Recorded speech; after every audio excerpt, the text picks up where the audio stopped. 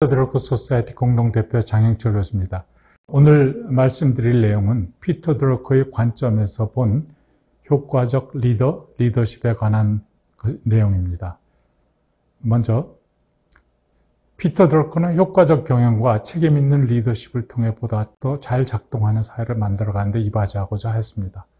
리더십에 대한 드러커의 통찰은 공공부문, 민간부문, 비영리, 사회부문에서 세계적으로 중요한 리더들에 대한 그들의 연구 및 함께 일한 경험자들로부터 상당 부분 도출된 것입니다. 예컨대 트루먼, 아이젠하워, 케네디 정부, GM, GE, 도요타의 CEO들, 구세군, 걸스카우트, 적십자사 대표들 등을 포함합니다. 드러커는 그 자신을 사회생태학자라고 소개합니다. 사회생태학자란 자연생태학자가 유기체들이 그들의 환경들과 상호 영향을 주고받는 것을 관찰하는 것처럼 그의 주변 세계에서 인간들이 상호 교류하는 방식을 관찰하는 사람을 일컫습니다. 나는 단지 창문 밖으로 바라볼 뿐이다. 그리고 아직 보이진 않으나 눈에 들어올 수 있는 어떤 것을 본다.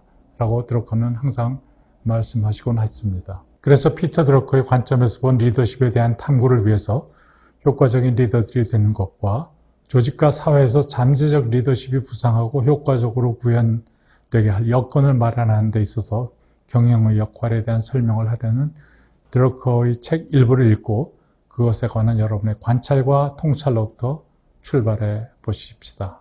분명히 그가 살고 일하는 세계로부터 통찰을 끌어내는 사회 생태학자로서 드러커의 지혜는 여러분 모두에게 접목이 되어 여러분이 마주친 리더들에 대한 여러분의 지각, 인식들에도 적용이 될 것으로 생각합니다. 그럼 이제부터 주제에 대한 드러커의 아이디어들과 지혜들에 대해서 살펴보도록 하겠습니다. 드러커가 한 연구의 특징들 중에 하나는 놀랄 만큼 명백하다는 것입니다. 드러커는 매우 복잡한 아이디어들을 선택하고 그것들을 접근 가능하고 적용 가능하게 하는 방법을 알고 있었습니다. 런던 비즈니스스쿨의 학장은 드러커야말로 상식의 학자상을 실천에 옮긴 분이라고 경의를 표하며 말한 적이 있습니다. 그러나 리더십 이슈에 대해서는 드러커는 그답지 않게 그의 커리어에서 꽤 오랜 기간 동안 생각이 명확치 못했던 면이 있었습니다. 1947년 드러커는 하퍼스 매거진에서 경영은 리더십이라고 주장했습니다. 그리고 꽤 오랫동안 그런 입장에 머물러 있었습니다. 한참 후에 드러커는 지금은 드러커의 유명한 이념구가 되고 있는 경영은 일을 올바르게 하는 것이고 리더십은 올바른 일을 하는 것이다 라는 말을 추가하였습니다. 그러나 드러커는 이 말, 즉 일을 옳게 하는 것과 옳은 일을 하는 것이 서로 배타적인 것이라는 제안을 할 의도는 전혀 없었다는 것은 확실합니다. 실제로 본질은 올바른 일들을 잘 하는 것입니다. 1954년 드러커의 랜드마크라 할 수 있는 The Practice of Management라는 책에서 리더십은 가장 중요한 것이고 실제로 이를 대체할 수 있는 건 없다라고 단언하였습니다. 그러나 몇 줄 아래 드러커는 다음과 같은 결론을 맺었습니다. 리더십은 가르치거나 배워서 되는 것이 아니다. 그 후 20년이 지나서 그의 가장 돋보이는 저서인 Management, Tasks, Responsibilities and Practices에서 드러커는 리더십을 대체할 수 있는 건 없다라고 다시금 주장하였고 그러나 경영은 리더들을 만들어낼 수가 없다라고 덧붙였습니다. 그리고 나서 800여 페이지에 달하는 저서에서 리더십 주제는 별도의 장으로 설명을 하지 않았습니다. 사실 드러커는 생애 후반부에 가서야 비로소 무엇이 위대한 리더를 만드는지에 대해서 보다 개방적이고 분명하게 말을 하기 시작했습니다. 1966년 The Leader of the Future라는 책의 머릿말에서 리더십 주제로 고심을 한 끝에 드러커는 전과 확연히 다른 주장을 하였던 것입니다. 리더십은 학습되어져야 하고 학습될 수 있다라고 기술하고 있습니다. 드러커의 글들에서 리더십에 대해서는 적어도 초창기에 모호한 입장인데 그럴 만한 이유가 있습니다. 드러커의 젊은 시절 리더십에 대한 불명료한 입장을 이해하기 위해선 그의 이력을 잠시 살펴보는 게 필요할 것 같습니다. 그가 생각을 하는 사람으로서 또 작가로서 그의 초창기에 관찰했던 세상을 한번 살펴볼 필요가 있습니다.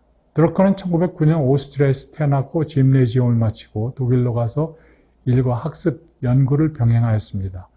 거기서 드러커는 나치가 부상하는 것을 직접 보게 되었습니다. 사실 나치는 드러커의 글을 불태우고 금지시키기까지 했습니다. 짐작하시겠지만 이러한 일들은 드러커에게 강한 부정적 인상을 남기게 되었고 그가 리더십에 대해 생각하는 방식을 프레임하게 되었다고 볼 수 있습니다. 특히 이러한 경험은 드러커에게 사람들이 카리스마를 리더십을 단적으로 정의하는 개념으로 삼는 방식과 상황에 두려움을 느끼게 됐습니다.